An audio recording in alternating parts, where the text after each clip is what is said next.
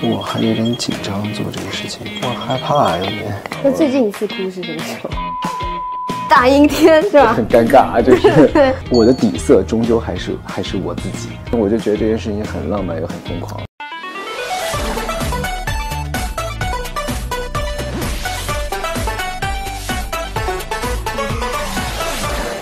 东方风云榜交个新朋友，我们今天的新朋友是花花华晨宇，欢迎。Hello， 大家好，我是华晨宇。最近是发了自己的第5张新专辑，对，粉丝已经期待很久了，也是有表达自己的一些新的想法。飞行模式这首歌上来有一个苏格兰风笛，然后我当时听到的时候就很爽，就告诉大家我来了。然后我越往后听呢，好像是一些关于打工人的心声。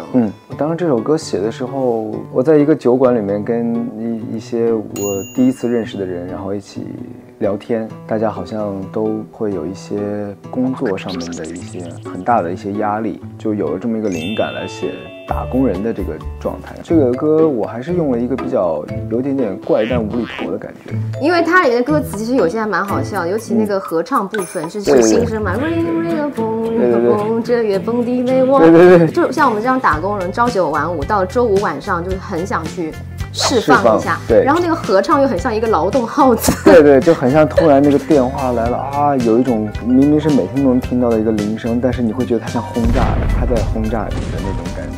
小镇里的花这首歌我知道是送给妈妈的，在专辑里面是放了2个版本，一个是民乐版，对，这个曲风其实是我妈妈很喜欢的曲风，中国风的这个元素很浓嘛，所以我觉得它很适合做成一个民乐版的，包括我写的和声来去搭配，有很多地方都用的是那个4度。开始又很安静很疗愈啊，山请你慢些走向我，其实我在走向山的那种。我想写出一种那种修行的一个状态，既然所谓修行，那一定是你要去经历一些苦难，然后并且要去接受自己的苦难，然后不断的去改善自己，让自己成为一个更好的人，和为这个世界所带来一些价值。对，价值。快要接近结尾的时候，是一个最热烈的状态，是那种很生命力的一个唢呐，去走向一个希望也好，或者是走向一个自己想象的光也好，没错，这种感觉，没错。是在特别想念妈妈的时候，你会在心里跟她讲话吗？会，经常会。怎么说呢？这种子女的心态吧，就是报喜不报忧，遇到了开心的事情，就很想分享一下。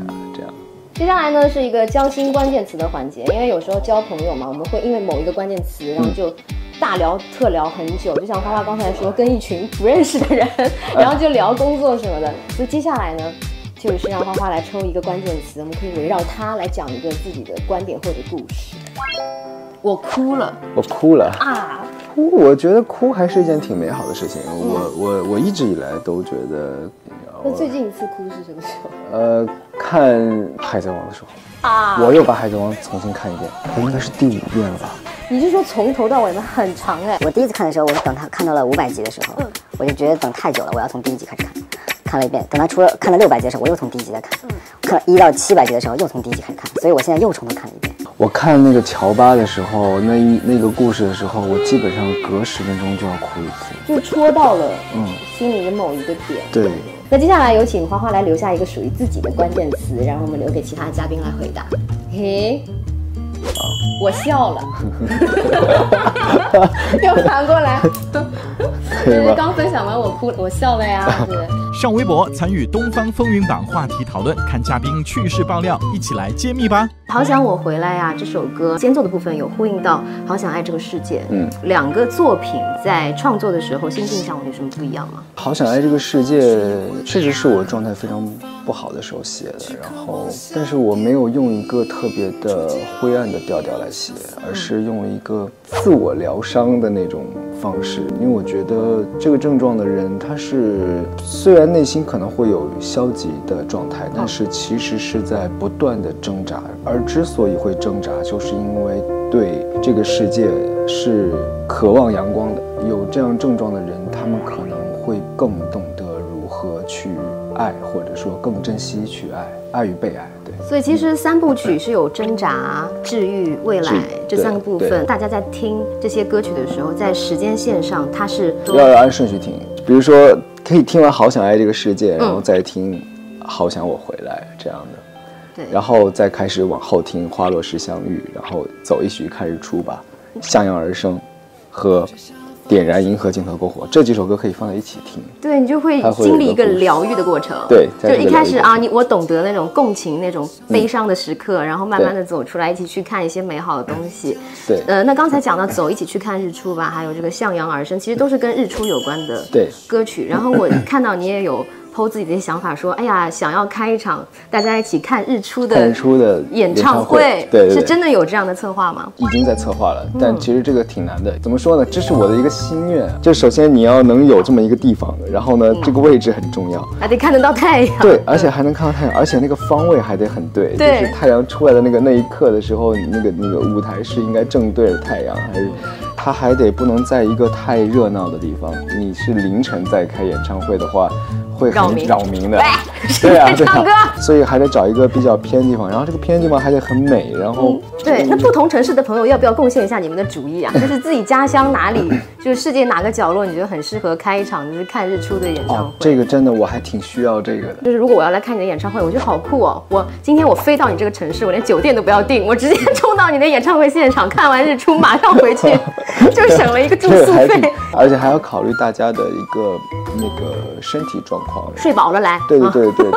然后我看到你的歌里有写，就大家在听《向阳而生》的时候，我感觉2分17秒应该就是一个日出的时刻。没错，我们要算这个时间的，而且还要考虑天气，万一那一天大阴天是吧？很尴尬，就是对，因为难，所以会变成一件很浪漫的事情。有的时候浪漫就是去奔赴一些复杂而无意义的事情。但我就觉得这件事情很浪漫又很疯狂。接下来这个环节呢叫明星手艺人，在这个环节当中，我们就会邀请今天的嘉宾呢去学习一个或者是制作一个手工上的技能。好，那今天邀请花花来制作一个花书签。好啊，所以我们准备了很多花花，然后就可以把它封印在里面。好，对，因为其实做手工也是一件很治愈的事情。对。那对于花花来说，最近有做过比较治愈的小事是什么？做饭啊？对。有洗碗的过程有在治愈吗？有，我还蛮喜欢做饭的一整套过程。这些花的话，你对哪些花比较有感觉？那就太阳花吧，向阳而生。好啊，这个漂亮，要给它配个什么叶子之类的吗？可以，我还有点紧张做这个事情，真的很小心哎。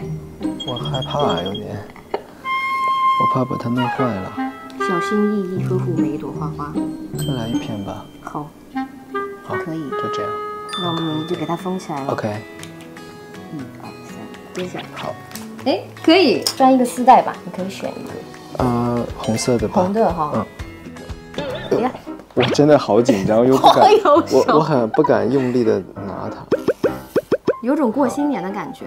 Okay. 好啦，这就是花花限定希望书签，花书签，向阳而生。对的，希望大家也在生活当中可以收获一些让自己可以获得短暂成就感的治愈的小事情。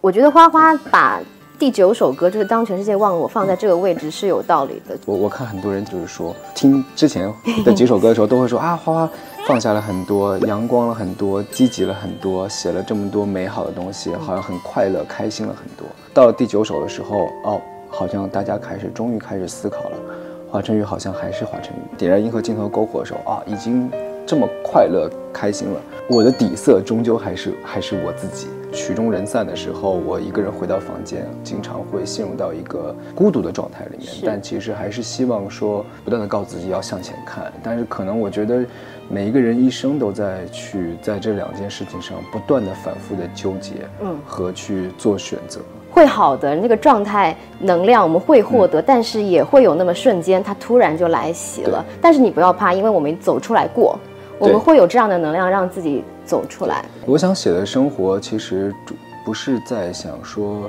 一味的去告诉大家这个世界的美好。就是我还是想更清晰的告诉大家，就是说你要接受你的生活给你带来的压力，就是和一些你会遇到的挫折，你也要接受自己的挫折，接受完之后你才能够去看见前面的风景，就是对。全世界忘了我这首歌，我印象很深刻的是，我听到很多那个环境噪声。那个就是属于舞台上的花花和回到自己的小房间里面、生活里面那个状态，还有小猫咪的那个你家那个德文，对那个声对 Pepper 他那个很可爱的声音，我觉得就是生活给你带来的一些小的治愈和惊喜。是的，对，就哪怕你在很孤独的时候，你想把别人推开，但是就会有那么一只小猫咪是你推不开的。没错，我觉得就非常棒。所以《虚幻与现实》最后这首歌其实就是一个整张专辑的一个总结，也是我第一次写的一种音乐风格，很复杂。从音乐角度来讲，我觉得这首歌非常厉害。我每次觉得特别厉害的歌，但是可能最终出来一定是小众的歌曲，所以我要把它作为一个专辑的总结。因为我觉得要总结生活的话，可能就是得用一个非常清晰的一个音乐方式来去表达。2022年年末的时候做了一个蛮大胆的直播，就是剪头发。哦，对，当时是怎么想的？我是因为我头发太长了，漂染了太多次了，然后我想那就换个发型剪一剪试一下。那你现在发质看上去还可以。那是因为我已经全剪完了，现在是新生的头发，把我染的头发全剪掉了。OK， 我就想把我所有的发型都剪一遍，看看能不能剪出一个好看的。然后发现一剪失败了，失败了，那我就换个短一点的吧。然后又一剪又失败了，然后我说那再短一点，结果剪就剪成现在这样。对。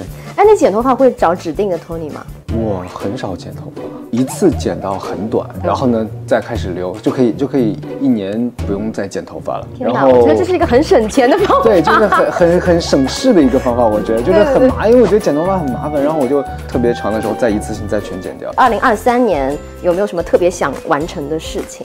最想完成的事情当然是我刚刚说的，就是我们那个看日出的演唱会。对，这是我目前最大的一个心愿。在线下能相聚的时候，尽可能的去拥抱、去欢聚、去欢庆、去舞蹈、去听歌，这样。是的，对，就这么一个场合，大家可以宣泄一下生活当中的热烈浪漫的情怀。是的。好的，那今天谢谢花花的做客。好，谢谢，拜拜。